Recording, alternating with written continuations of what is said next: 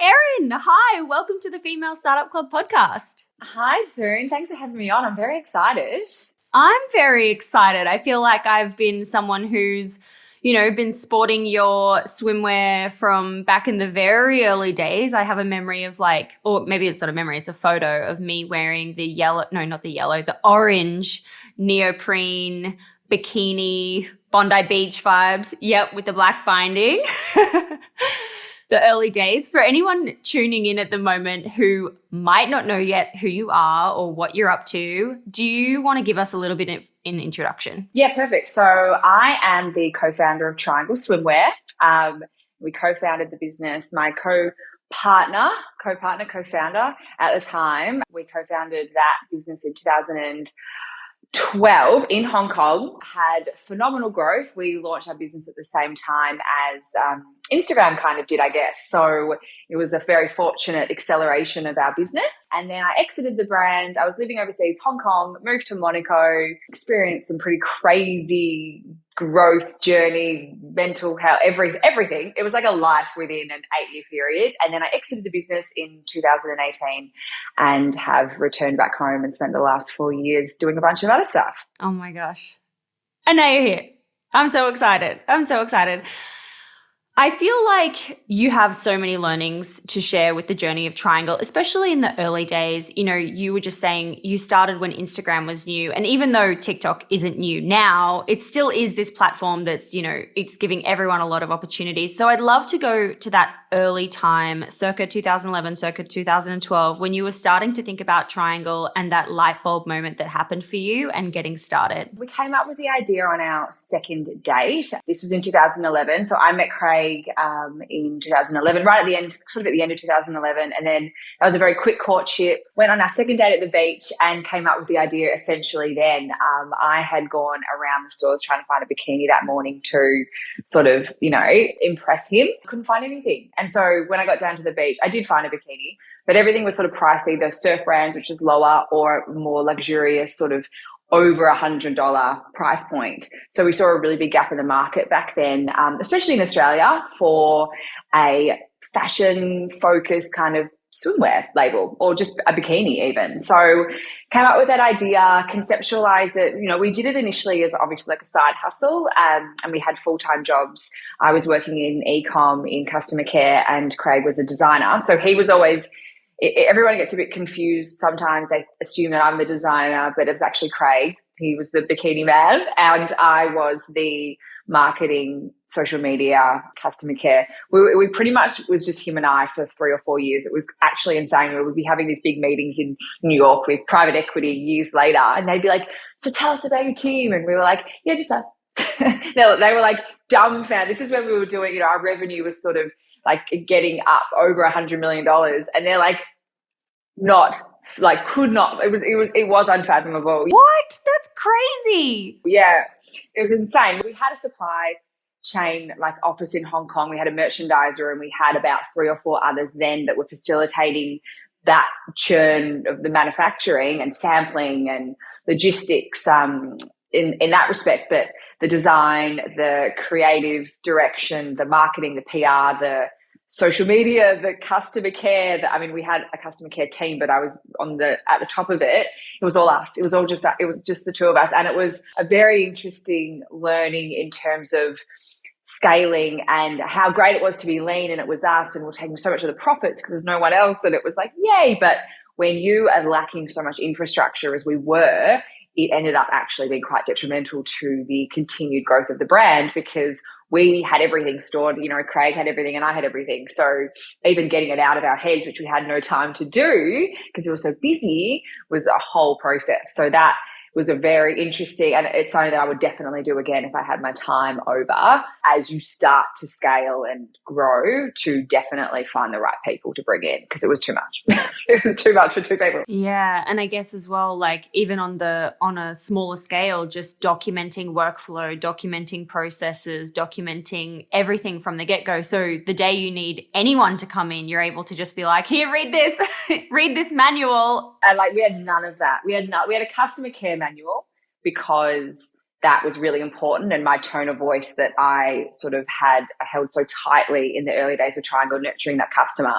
I set that up properly when we handed that over. That was the only manual that we had. There was no brand identity. There was no set of, logos or set of colors. I mean, we're black and white essentially anyway, which is pretty easy, but there was nothing. There was nothing. There was it was literally up in my brain and in Craig's brain. So it wasn't really a great way to do it. But it worked. It worked. In the beginning, if you were to dig into that kind of blueprint from the early years, for me as an outsider and for everyone, I'm sure, who was buying the brand and seeing what was happening on social media, it really felt like you had that moment of overnight success. I'm sure that's not the case in terms of how hard you worked and everything like that, but that's what it looked like on the outside.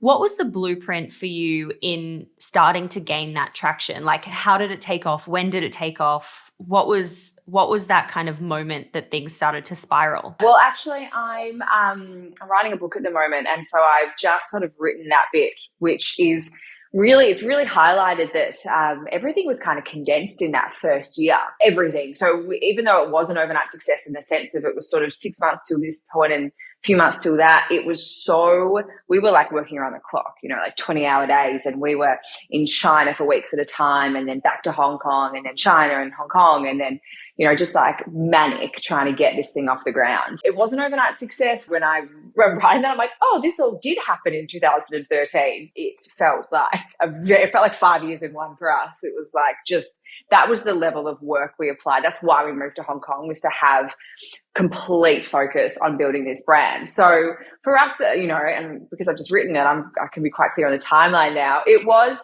we were profitable sort of from the start. I mean, it was tiny. It was sort of, when we launched with nylon spandex, not even neoprene. And that was at the end of December. And that was like fine. It was cool. It was cute. It was summer in Australia. So I was just selling to my friends. I came back to Australia to kind of like sell, and it was all like la-di-da. And then Craig brought to me we looked at neoprene before I went back to Australia, but then he said, look, I really feel that we need something else. Like we need a hook. I think every business, it's really important to find your hook. I think product is probably the safest one, because that's what people are going to buy. And we needed that. We felt like nylon spandex wasn't just going to get that something. But this was before the word viral even existed. So, in that kind of way. So we were trying to find something viral, but we didn't actually know we just wanted a bit of a hook. So he brought the neoprene around again and said, what about this? And I remember fitting it and just thinking, this feels so amazing on. It was so flat on the body, and it was like bikinis never looked the same as they did on, because they were flimsy and they moved, and and like if your breasts were like a little bit lopsided, like that would show in a nylon spandex bikini. But the neoprene was like, and if you had no boobs, it didn't even matter, because the black lining was so distracting that it just kind of looked like a nice little triangle. Like it just looked good. And I remember when I first tried them on, and I was like, this is different. This is actually really special.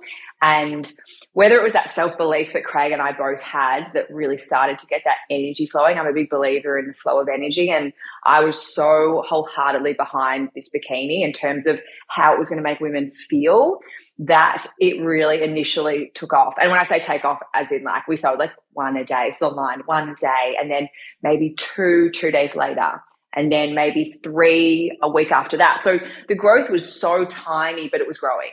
And I think that's really important too. And of course, ours was, it was in a short timeline, but it was still, you could still apply that. As long as you're growing, even if it's not like overnight or like 100 and then 400 and then 600, it can be 1 to 2, maybe go back to 1 again, but then to 3. And you can kind of see that what you're doing is working. And we got that. We like had that sort of feeling pretty early on. And then obviously our influencers and building those relationships organically, and our gifting strategy, which, we were known. I don't know any other brand that was doing that at the time. No one. Everyone was sending out things with, and people still do. And I get that you would, but gifting without an obligation to post, and that I was so intent on building relationships with every single. I wanted, when I gifted a bikini to a girl, whether she had whatever many followers or who she was, I really wanted to know what she thought. I really wanted her to believe in the product too. So I set everything up for that to happen. And then that kind of got that momentum going. And of course, they started sharing, and we started sharing on our page. And it was just a lot of things that worked for us. Bikinis had this, invoked summer and holiday and escapism, and buying them felt fun. And online was also like fun. Like, it wasn't a necessity when we launched online. It was like a fun new, like, oh, I've never bought, the amount of people that were like, I've never bought anything online, let alone a bikini. And so I knew I had this power in nurturing these people into trusting me and trusting the brand. And there's a lot of power in that. And I still would say they apply to today's climate for sure. Yeah. Oh my gosh, that's crazy. I'm wondering for you, like, because you were like 27, 28 at this time. What was the money piece of this? Because, yes, you were starting small with one piece here selling, one piece there, but, you're in China, you're obviously investing in the manufacturing, you're investing in the supply chain.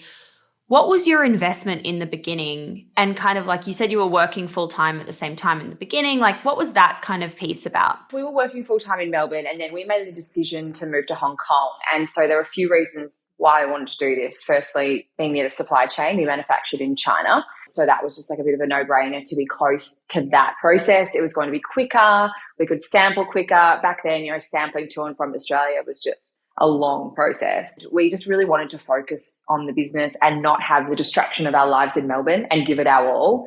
So we moved to Hong Kong. We quit our jobs. We sold everything we had, which wasn't much. Craig was actually bankrupt at the time. So I was living paycheck to paycheck. So was he. He had a bankruptcy behind him. So he had no money. I had no money. So we made about 10 grand in total to move overseas with.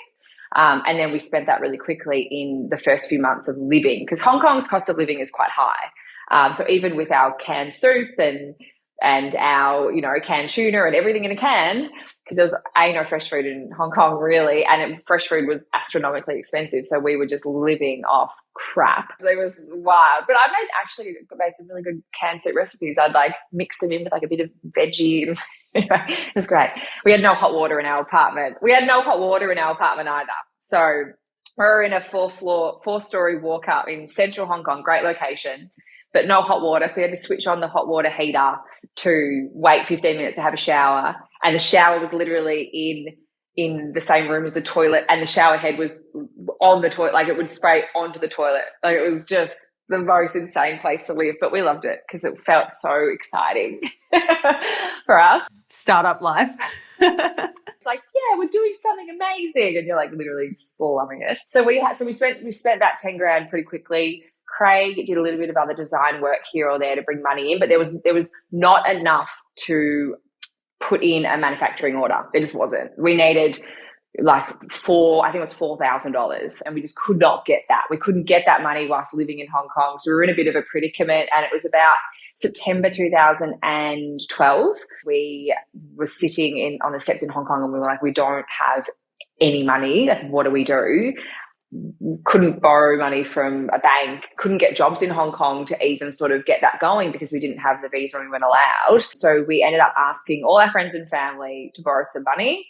And luckily, Craig, being 10 years older than me, had friends that had, they were my age now, so 38, and they had careers and they had houses and they had lives and more money. So they generously loaned us, it was $25,000 to start, Aussie, and that was enough to get a production run going and be smart to sort of have enough to live off and do one more production run and give it that kind of, I think we sort of said like 6 months of like having a real crack. And thank God that putting that production run in and launching and then putting that little neoprene order in and having that money for it worked. And we were able to pay them back sort of, I think, in March in 2013 and then move forward. So it was pretty much cash flow positive from day one, but we did take on a tiny bit of debt from friends to start it. It's funny, like in hindsight, that you took it on as debt and not as, giving some equity of the business to your friends.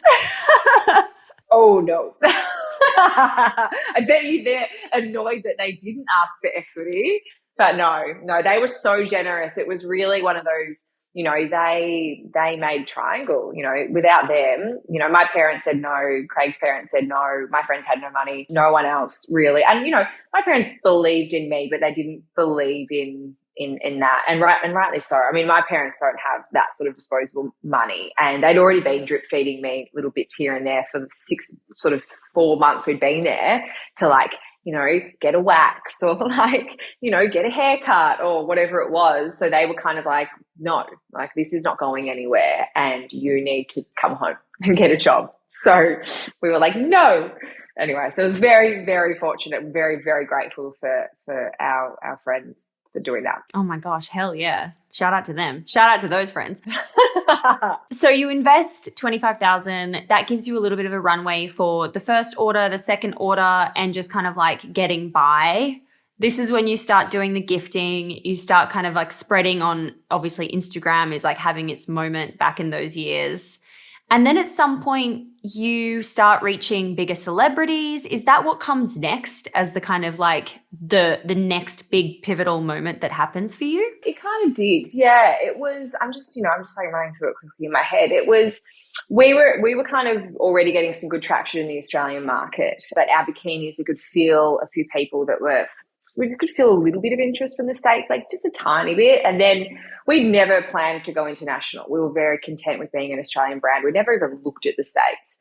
And then when we did look, we were like, oh, that's a much bigger pool over there. So the market is phenomenally big for swimwear, and they were just, they're the girls that are, they got their summers and then they go away for spring break and then they might go away over Christmas, and so they're just like living in their bikinis.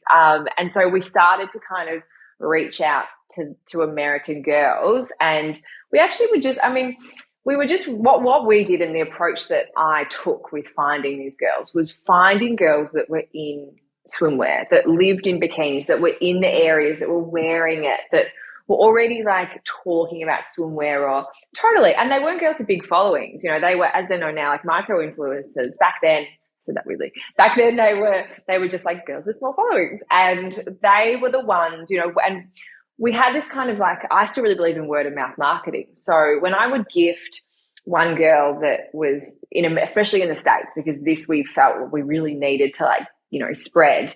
And I would gift one girl and say, hey, do you have any friends that are like swimwear girls too? Because I'll gift them too. So then they would all get together and they would discuss what they wanted. And then they would be like, oh my gosh, I'm so excited. And they would all put their little order in, and then they'd get them and they'd all wear them together. And that's, I think, why that kind of viral movement of girls all wearing Triangl together on the beach. And I still saw it. I was down in Lorne over summer, and there were like groups of 13, 14-year-old girls still wearing Triangl, because that has kind of carried on. And it was something that I was so mindful to set up in that way of, because gifting was like, that was our entire marketing budget. Like we didn't do anything. We didn't have PR. We didn't do any other ads, anything. There was no money going into marketing other than through the cost of the bikini. And the cost of the bikini was pretty cheap. And then to send it, it was just kind of a no-brainer for us. And also I think by targeting pockets of girls, you have overlap in followers. The person who's following one of those girls probably actually follows 3 of those girls. So then the consumer is having a moment of like, this brand is everywhere. Like I'm seeing it all over my feed. They're all kind of, or these girls are all together. They're all wearing it. Like it's that multi kind of moment touch point for the brand. Yeah, and it really worked. And it was a strategy that sort of wasn't my goal to have that sort of flow on effect. My goal was just to make all these girls feel good and just gift more girls. It wasn't really that thought out, but it ended up being this whole strategy that is still not even like practically applied by Triangl. It just is what's happening now, because it was set up so strongly in the start to be that way. And so when we were gifting these groups of girls and that was kind of working, and we were like, this is great, and the sentiment's strong, and and our followers were just growing, and that was lovely. And we decided to reach out to, because we never wanted to pay. So we had to be really clever about finding any of the bigger girls. So we were like, let's just go after one big fish and let's just like focus on getting her. So we picked Kendall Jenner. So we didn't want the Kardashians. They were already hugely successful in their own right and demanding lots of money for things. And so it was like Kylie and Kendall, who were both very young. And Kylie was beautiful, but not really a bikini girl in that vibe. And you can kind of see how they've gone and like got that right. Kendall was like the active, sporty, just starting out modeling, really like just, you know, young, but like just cool and edgy and whatever. So we were like, let's go after her. So we were like, let's gift all her friends and not her, and see if she ends up like taking the bait and reaching out for one. So we gifted like 6 or 7 of her friends. I went trawling through the depths of Instagram, finding all her friends that she'd ever been posting, looking at tagged photos. I think tagged photos were around then, or tags or whatever it was. And I had a list of about 6 of them, and 2 of them were actually Bella Hadid and Hailey Baldwin, now Bieber, and they were unknowns back then. But they were part of her crew, and they were all girls in their bikinis and la la la. So I gifted all of them, and they were like, absolutely, because Triangl had enough of a name. Like just on a DM? No, actually, because there were no DMs back then. So you had to write a comment on a photo and hope that they saw it and say, oh, hi, it's, you know, I would either say, hi, you know, it's Erin from Triangl. I'd love to get in touch. Can you email me, erin@triangl.com? Or I would say, hi, it's Erin at Triangl. Could you please let me know your email address, like here, depending on the size of the girls following, and then I would just wait for them to email me. A simpler time. Simpler time. And so they all email like, hi, you reached out to me, blah, blah, blah.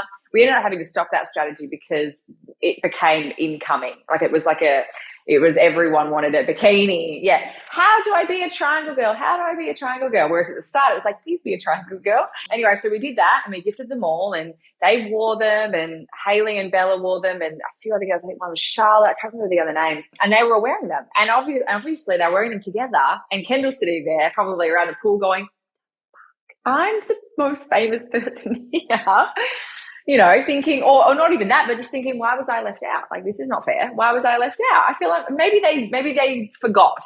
And so one morning I woke up and I had an email from like this random Gmail, like it was like Kenny Killer, Ken Face Killer. It was something like that, and I just knew straight away it was her because it was so her kind of kooky aesthetic. And she was like, oh, hi, it's Kendall.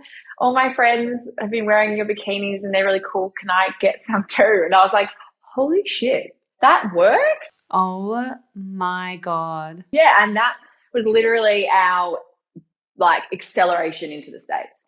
That was really put us on the map and cemented us in that market as being a brand that was I think, you know, it was like, it didn't, this is the thing, it doesn't take away from the product, and it doesn't, because you can have people post things, celebrities, and it doesn't really do much, but that just accelerated the trust in the brand. That's all that it really did, because the product was still the hero, and the experience of getting a bikini and wearing it, and that was still the hero. You know, the marketing strategy was just the strategy to put trust into our very, very new brand, putting out a bikini in a fabric that no one had really seen for a very long time. Because neoprene had been done in the 80s as a body glove, swimwear. They've been doing it. So it wasn't a new fabric. It just hadn't been brought into our generation. That's so interesting. It just accelerated. Yeah, it just built trust. You know, I think when you apply that logic with your marketing strategies of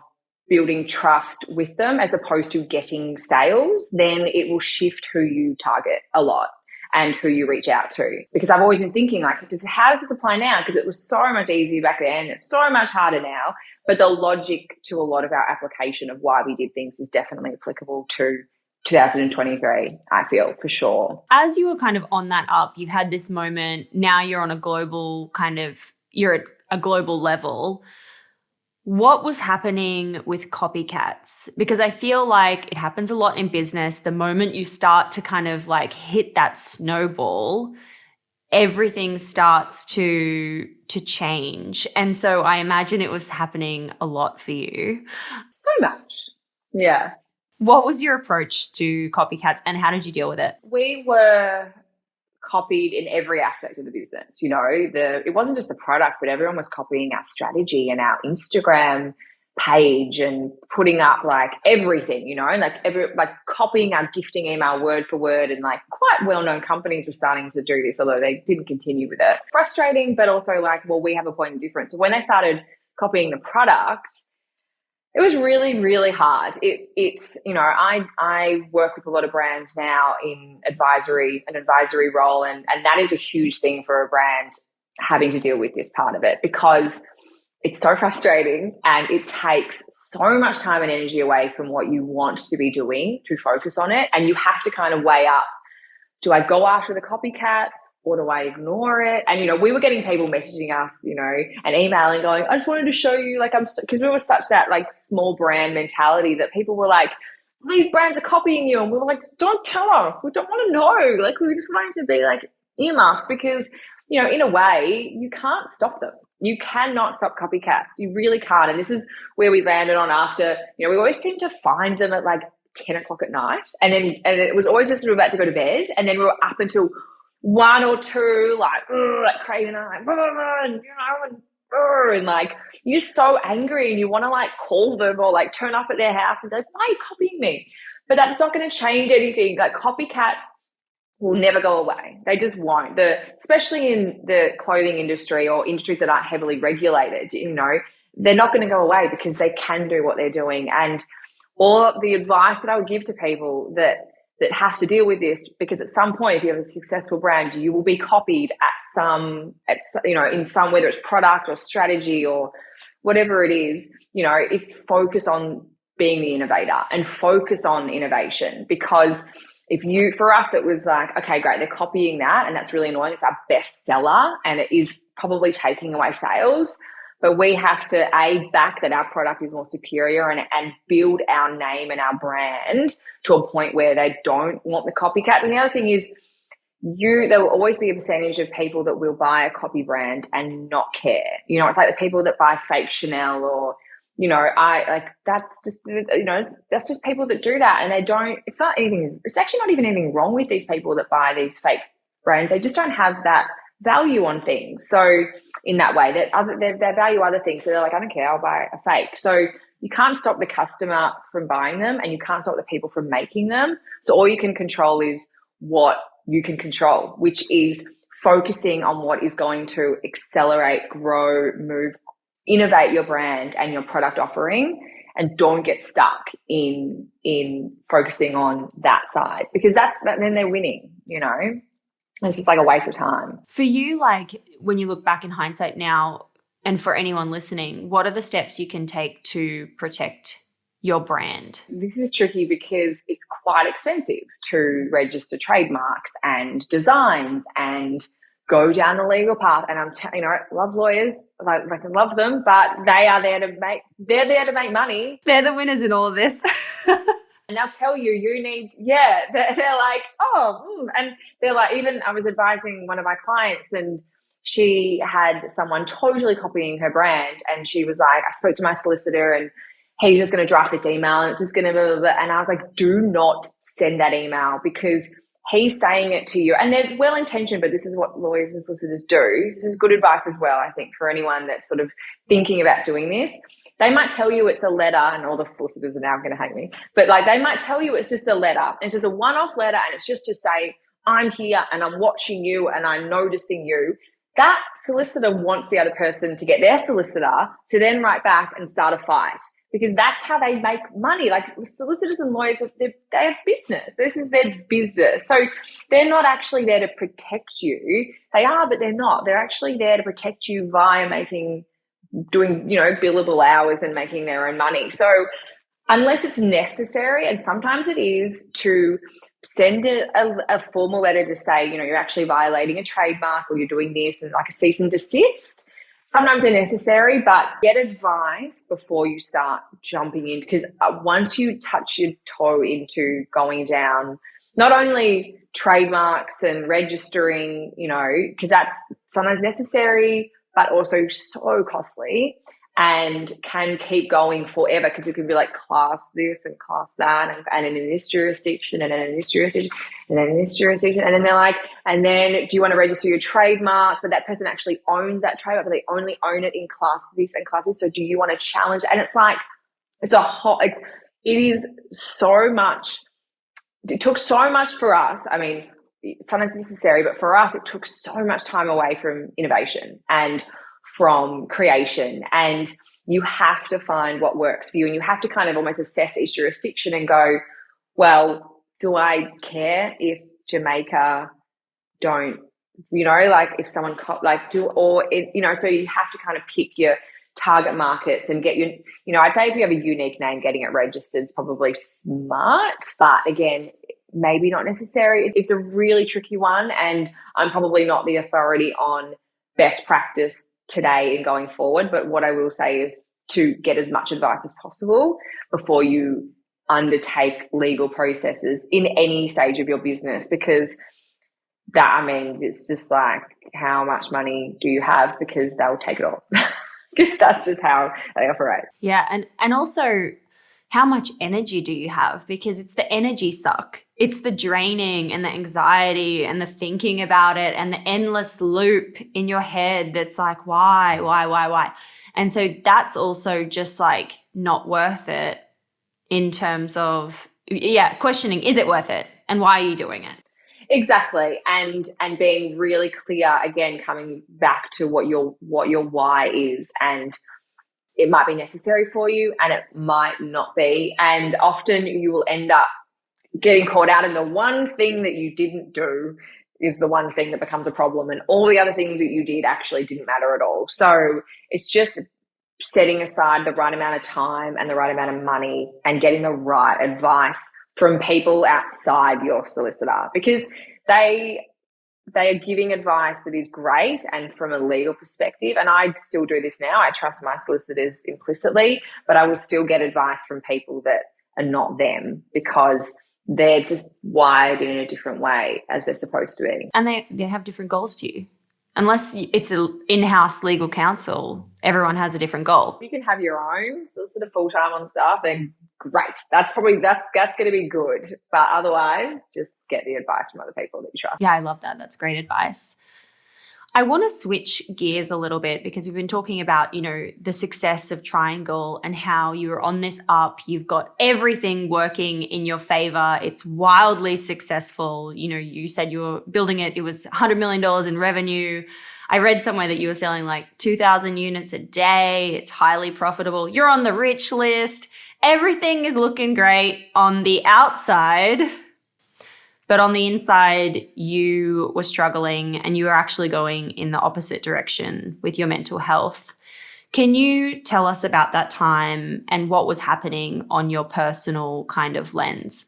When we launched Triangl, I was only 27. And at that time, I had no awareness of self. I feel like that, that was 10 years ago. And I think in 10 years, things have shifted so much already, and mindfulness and wellness and self-discovery and all that has come more into the mainstream. But back then it hadn't. And so I had no understanding of really who I was. And so I went 100 miles an hour at Triangl, and made that my identity, which is, I still feel fairly necessary when you're going out of business and want to make it succeed. You definitely have to lose yourself a little bit in making it work, because you have to give everything to it. But because I'd done no other work on myself, or was not at the same time doing anything in learning about, it was really just like a self-worth piece. And when you become tied up so much in your business,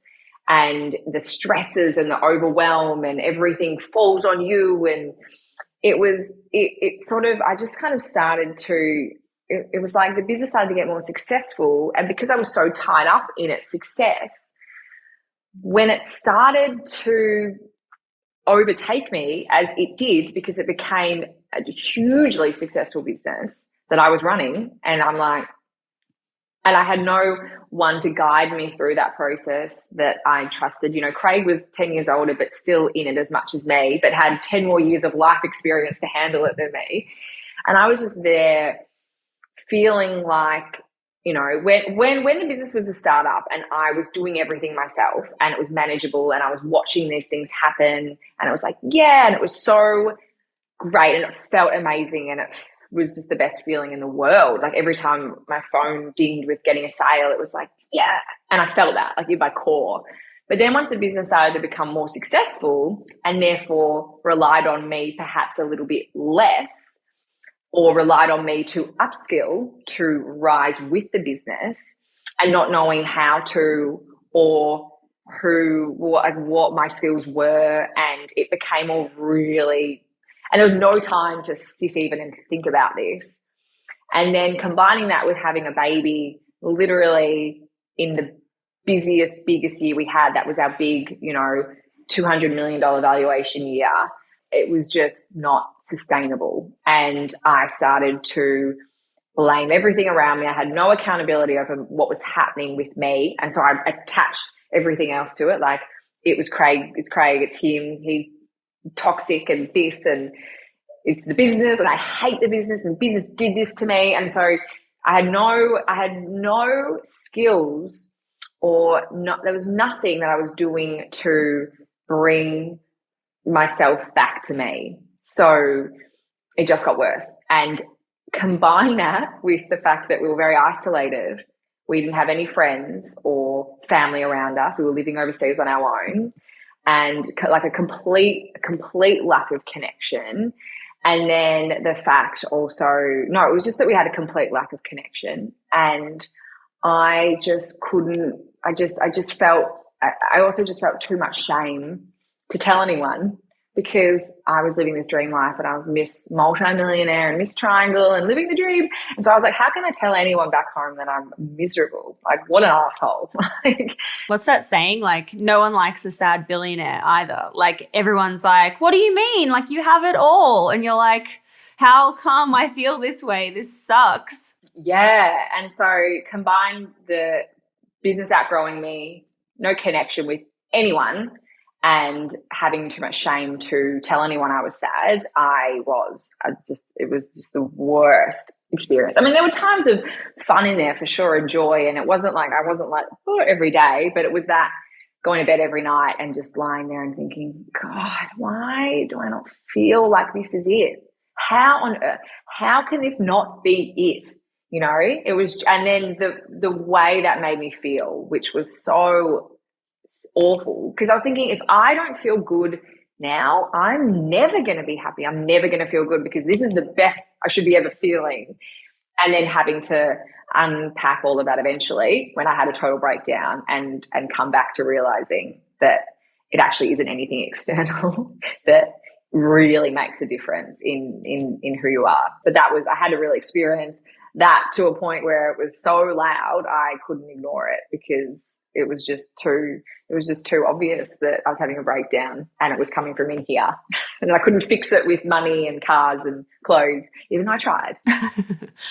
Holy shit, that's so crazy, and also so powerful to have the courage to say, you know what, I am going to step away and, take the control back for my life and go on this journey to make sure I turn it around. So I'm wondering how you turned it around. What's the secret sauce? What's the recipe? I wish I could say it was something you could just do. And you know what? It's two things. It's like, for someone like me, or for anyone that is feeling like this, that's already in a business or in a part of their life where they feel like they've neglected themselves, it just is going to take time. And it's trying, for me it was just trying a bunch of different things and being really honest with myself as to where I was, and starting to share it with people that I loved and trusted. And then what I found really helpful was sitting with people I went down a more spiritual, mindful path, because those people used to just say to me, you are amazing. You actually are the most amazing person. And when I didn't feel that, and I had someone telling me that, it really helped cultivate this. I reckon if they believe in me, then there must be something here that I can work with. Like, it was like that little light at the end of the tunnel. And I know everyone says it all is about you, and you have to feel it, in self-belief and self-worth, but it really, really was important and it wasn't friends and family. Like, they would kind of say that anyway. And I was like, no, whatever.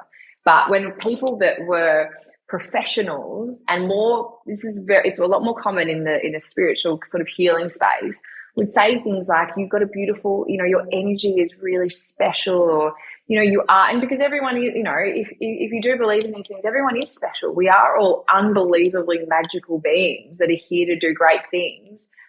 And we all are trying to unlock it at whatever part of our lives we're meant to unlock it at. And so hearing that really gave me some flicker of hope of like, maybe I'll feel happy. I don't know. And it was a really long journey. It was 4 years of going hard at it. And it wasn't a linear line of growth either. It would be like, you think when you start self-work that you're going to just be like, wee. And it's actually like you usually go in and you're like, worse. And then you kind of like, down, up, down, you know, until you get to a point where you feel like your foundations are so strong that things don't totally rock your world. They'll still bother you, but you'll be able to work through them. That took 4 years for me. But anyone that's younger than me that got out, you know, 33, I had 2 children by then. I had 2 more during that time. So there's a lot else going on. But anyone that's, and this is why I'm so passionate about teaching what I do now, is that anyone that is where I was at the start of Triangl, 27, younger, or like in that discovery phase, it's like, start doing the work now. Like, start understanding yourself now and knowing what triggers you and knowing what toxic things you might bring to the table, and love. It's like loving yourself in spite of all of your flaws, because you have them, because we all do. Starting to know that, if I'd had that going at the same time as launching Triangl, I would never have gotten myself to where it went. It never would have happened. But I was just like floating on a breeze, tied up in every other person's belief of me, and felt like a failure at all times. So yeah, I would say do the work. Everyone. When you say like do the work and you know, for anyone listening, like what is an actual, like what's a resource people can turn to? Like where can people go to read about their toxic traits, or, you know, their self-limiting beliefs, or, you know, whatever it might be? Like where do people turn right now if they're listening? You know, I still find the space a bit confusing, and it's, you know, it's either, I think it's like people are still a bit like, oh, it's one way or the other. Like wellness is over there, and then commercial success and the real world's over there. And it's like, I feel like we're still working on blending the two as they should be blended. And we should find balance between both. If you're really into more hardcore spirituality and wellness, there's, you know, you can do, you know, things that I do is sort of, kinesiology is an amazing one. That is actually a scientifically based practice about muscle testing. And that is, it's kind of, when I see my kinesiologist, it's like therapy with a touch of spirituality. You know, like we talk and it's a back and forth, and she asks me what I want to work on.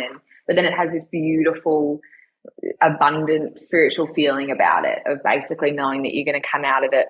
Often you come out feeling terrible, but you're going to come out of it knowing that you're growing. And I mean, I hated it for the first year that I did it. And that's something that you have to go into it ready for that as well. And knowing what times you want to do it and when, and what journey you're on, and are you ready, and don't force it. And there's other, you know, Reiki is another one that you can do. There's so many spiritual things, and I'm launching my own podcast in a month or so, which I will talk on all of these things, because the thing is, I am not a spiritual person in the definition of what you would say I am. Like, I don't wear crystals, I still wear designer, I still drink wine, you know, but I believe in it so much as part of my modern life. And there are other things, you know, for me even, and this is the biggest one, and it's so lame and I know it's annoying, but regular exercise, like having a regular routine is really how I actually really started working on myself and valuing myself and having that value to do these things. This is why people kind of are often like, oh, I don't actually want to go into doing anything. I just can't, and they're like kind of like throw stones at everything. And it's usually because they don't value themselves enough, and then they just like can't be bothered. So they just move on from it. So there's ways you can kind of trick yourself into having that value and do small things. You don't have to go like I did 100 miles an hour into wellness and spirituality. You can do small things to make yourself feel better, and just be really honest with yourself and admit that you are sometimes not a great person, because we all are sometimes not a great person. And the truth really does set you free in that way. I don't look at a resource and like find, obviously I've got my Instagram pages that I follow that I look at, but I'm also internally referenced now. But when I was externally referencing because I had to, because I needed to, I would just jump onto Google and just start to like read articles about those things. And I only read the things that benefited what I thought about it. So I only did things that I was interested in maybe doing, and people that were going to tell me that I was special and great and amazing. It's like, otherwise, I'm not interested. I am so excited for your podcast and for you to deep dive on all those kind of topics and talk more about your journey. I'm really excited about that. And I feel like this is a good segue to talk about what you're doing now with your consultancy and, your work now with women and founders. Tell us about it. Yeah. So because I'm sort of in both worlds, I am still very much commercially driven and logical in my application of strategy, and I work with brands on all of those practical applications of everything, social media and marketing, and I love that. I'm a businesswoman by heart, and it is what gets me so excited to like look at a brand and assist and advise on where they are and whatever journey they're at, But then the side that I'm really passionate about that I also teach is helping people feel better in that process, because life's too short to have a business or work in a business or do anything without enjoying it. Like it's that simple. Life is too short, and helping people through and supporting people through those challenges in business. What I find is that whenever I get into a business and I start to do advisory work, it always goes personal, because they're so closely linked. And once we realize that all these attachments that we have of like work-life balance or different words or whatever they are, once we just drop that whole build up around it and just start to really individually access what it is that makes us feel good and do good in our business, and what do I like doing? One thing that, and Craig used to always say this to me, and I hated him for it because I was miserable at the time, but now I use it all the time. I'm like, for people, it's like, what is your perfect day? Like today, like it doesn't have to be the day in 6 months, or just like think about, and I couldn't even do this at the time because I was so broken and couldn't even access that. And it was like, I don't know, but I was pretty bad. So most people can still do this. And it's like, work back from that perfect day and look at what you actually don't want in there, and then get rid of those things. And there's a lot of freedom in just being honest about what you want to do. And sometimes we're always doing things that we think other people, we get told we're good at that, so we run down with that, and then this and then this. And it's like, just do what you want to do. And in business, a lot of that is, then like sometimes we do things that we don't want to do in business, we have to, but just like allowing the space to attach yourself to what actually work on what makes you feel good with it, and focus on the feel good parts of it. And then the bad stuff won't be like such a bugbear, I guess. Every business has its different sort of layers to it, because every founder is so different to what their needs are, but often are going into it with the same, they think they all have the same desires and drives and needs. And actually everyone is completely different with what they're looking for, what they want to work on, what they feel that they want.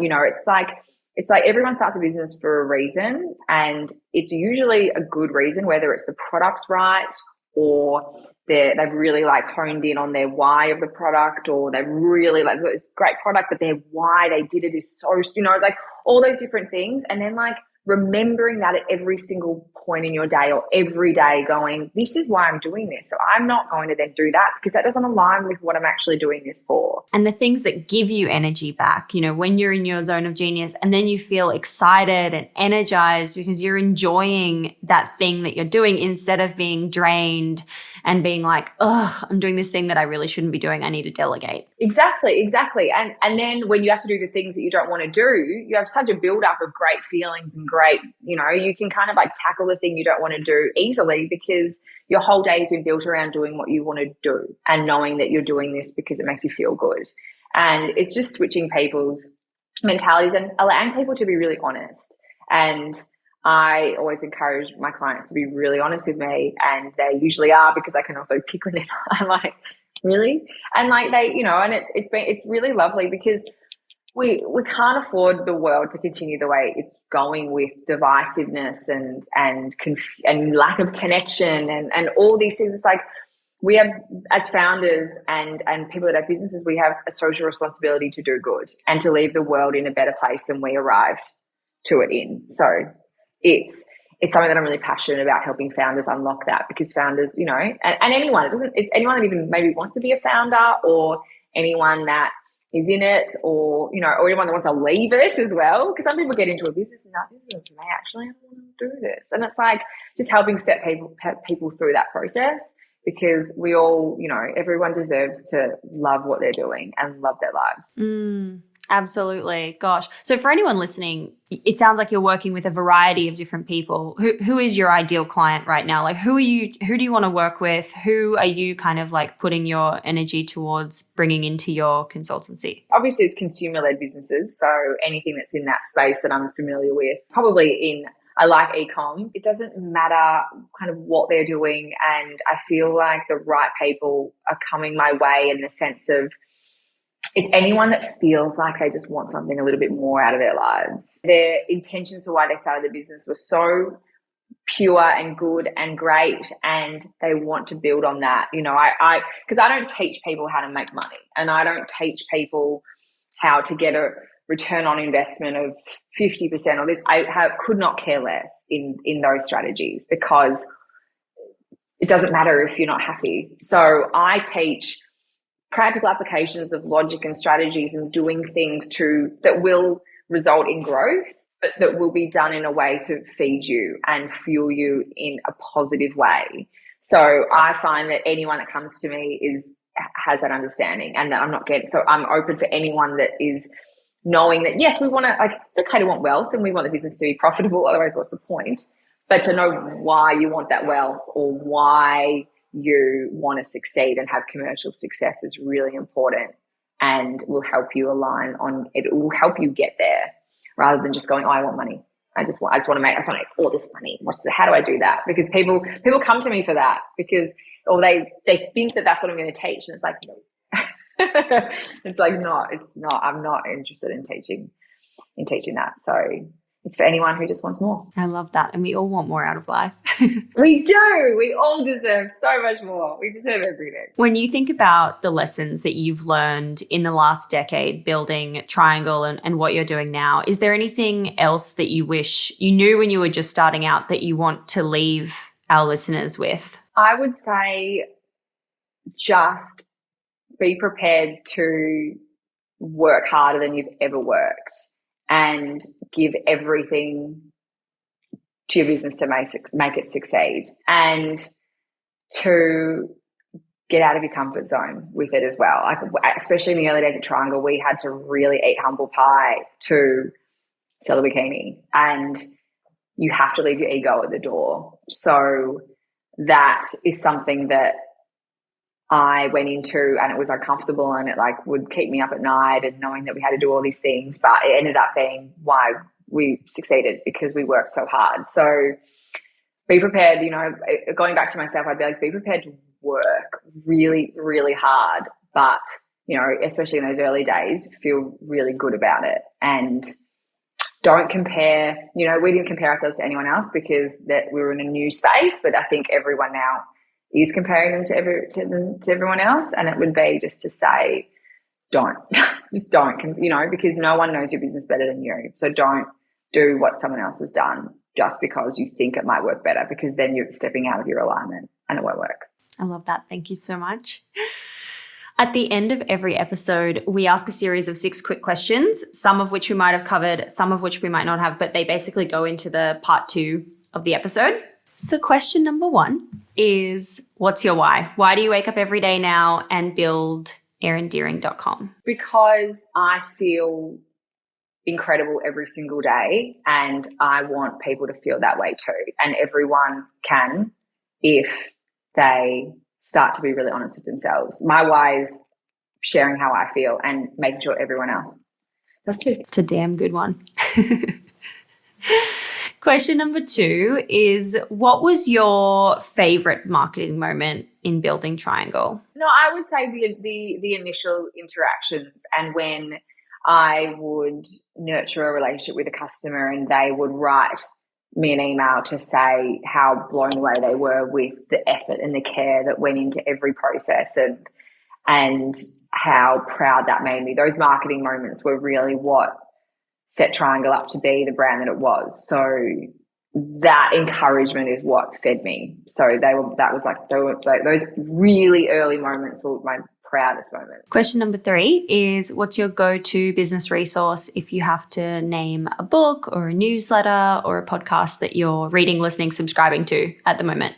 At the moment, I'm not really doing anything businessy like that. I'm more in the other space. But what popped into my head then was The Lean Startup, which is the book that we read before we started Triangl. It's old. It's pretty old, but Still a classic though. Still a classic, and I would say very important for people that want to start a business, because you can spend a lot of money really quickly if you don't take care of your money. It goes real fast. So yeah, that's my tried and tested book. But at the moment, obviously I'm more of a podcast girl. So Dara, the CEO, the mentor, Mark Boris, they're just kind of easy ones to like tap in and out of. I actually have one of my girlfriends listens to podcasts a lot more than me, and she'll just send me like bits and say, listen to this 5 minutes, listen to that 10 minutes there, listen to that. So I know, I'm like, so I get a little breakdown. A little bank of the good bits. Question number 4 is, how do you win the day right now? What are your AM or PM rituals and habits that keep you feeling energized and happy and successful? Yeah. I'm a morning person, early riser, and I have kids, so thank God I am that way anyway, but I work out every morning pretty much. I don't push myself. I do sustainable exercise. So it's either strength training or walking or a bit of Pilates. And it's really just taking that time for me. That's how I win the day. I value myself every single morning. I get out of bed, I go and do something that clears my head. It's like meditative for me. I actually go for walks now and don't listen to anything. I just, just take the day in. And that's really how I win the day, because if I've taken that time for myself to do something it's so easy for me to wake up and jump onto emails or jump onto something or talk about something, because I get things from the US overnight while I'm sleeping. So it's like I could even wake up at 3 a.m. and I did this morning, I read an email. But that's my thing. Night times is definitely, I just go to bed early, but the morning is how I win the day for sure, and valuing myself enough to do something good for me. I love that. Question number 5 is, what has been your worst money mistake in the business and how much did it cost you? Oh, there's so many. I'm trying to think which one. There's 2 huge ones that probably should have killed our business. Oh, tell us both. Well, the first one is that we used to do all our fulfillment out of Hong Kong ourselves. So it was in our tiny little warehouse studio apartment place, and we decided we had to get rid of it because it was taking up like 5-6 hours of every single day, and it was just not the best use of time. So we outsourced to a third-party facility, decided that we would carry it over the Chinese border without doing it properly because we didn't want to pay tax, because we didn't want to spend that money. So we put it in suitcases and tried to illegally drive it over the border and got caught and had all our stock confiscated. So literally everything we had. We thought that was going to kill our business. And I don't even know how much money that we didn't actually ever, but it was everything we had. And luckily we had enough repeat orders sort of moving for our best sellers, and we were able to, our delivery timelines were very, like they were 2 to 10 days or something, but it always got there at like 2 days. So we were able to be like, no, it's still in time. It's just like 7 days late. So that was the first one. And then the second one, we found out that our Chinese factory were completely ripping us off and rebranding our bikinis, manufacturing our fabric with a different label and selling them in China. And when we went to take our stock back, because we owned all our fabrics and we did all our negotiations in China ourselves, we didn't use an agent or anyone. And great until a situation like that happens, and Craig went to try and take the stock back and they refused and locked him in a truck in the garage. It was a very scary situation, but he got out, our stock didn't, and again we lost everything we had. So that was probably the bigger one, because that was a few months after the first one, and that was a bigger moment for us. Really scary and really vulnerable when you trust people implicitly, and they completely let you down. That was probably our the worst one, and that was a huge loss. I mean, again, because we did everything ourselves, we were able to buy new fabric pretty quickly from the Guangzhou fabric markets, and we had a few other factories that we were sampling with magically by some miracle, because we were just wondering, because they couldn't do the volume. Our current factory would not really, didn't think they could get the volume we wanted. So we were looking at some point to go elsewhere, and we had to really accelerate that. We didn't have a factory for about 2 weeks. So luckily our third party facility that we ended up using, they had some stock. So we were able to not have too much of a lag by some miracle. Again, I'm pretty sure I was emailing everyone 24 hours a day, not sleeping for weeks, to make sure that every customer was spoken to that had an order coming and it was delayed and it was this. And yeah, so those were huge lessons. And I would just say, if you deal directly with manufacturers and suppliers, to be really careful and maybe not as bullish as we were in doing that process. But it saved us money initially and then lost us all a lot down the line. That is so wild. I feel like your story is truly the definition or the playbook of like roller coaster, the highest of highs, but also like the lowest of lows that really could have stopped the business. Yeah, the ones where you're like, now when people are like, oh, I'm worried about my business, I'm like, no. I'm like, trust me. If you've got the grit and the resilience, you're going to be fine. The only thing that would have killed us is if we stopped, literally. Like, there is always a solution if you keep going. It's when you as the founder actually goes, then you're done. Nothing else will destroy you. That's, money and stock and everything, like you can really find a way to get through things if you just don't give up. Like we proved that many times over in those first 2 years. Yeah. Oh my gosh. I feel like, so this last question, you've already shared so many, but I'm going to ask it anyway, just in case there's another one in the bank. What is just a crazy story, good or bad, that you can share from your journey building Triangl? One that just popped into my head, which is different, so probably I'm going to bring it up because I feel like we'll leave the manufacturing, because that stresses me out, even thinking about it. It was so many years ago. I'm like, oh, is when we were starting to really succeed, and in our big 2015 year, and Bloomberg, which was at the time, because we traveled so much, that was always on in every hotel. Bloomberg, like business week. It was like everything. It was like the Asian one, the American one. It was like, when I hear it now, it's like soothing to my soul, because it was the only constant in our lives for a couple of years then, because we were just on the go.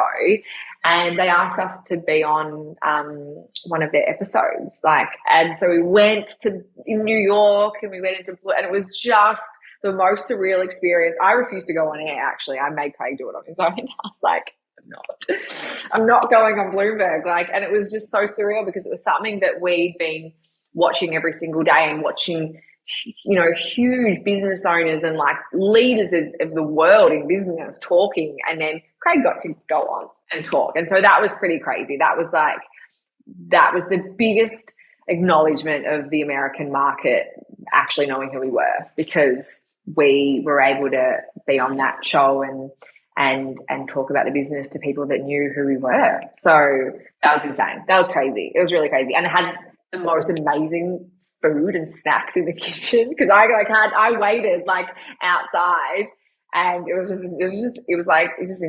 It was insane. Yeah, that was my highlight of Bloomberg. Not anything else.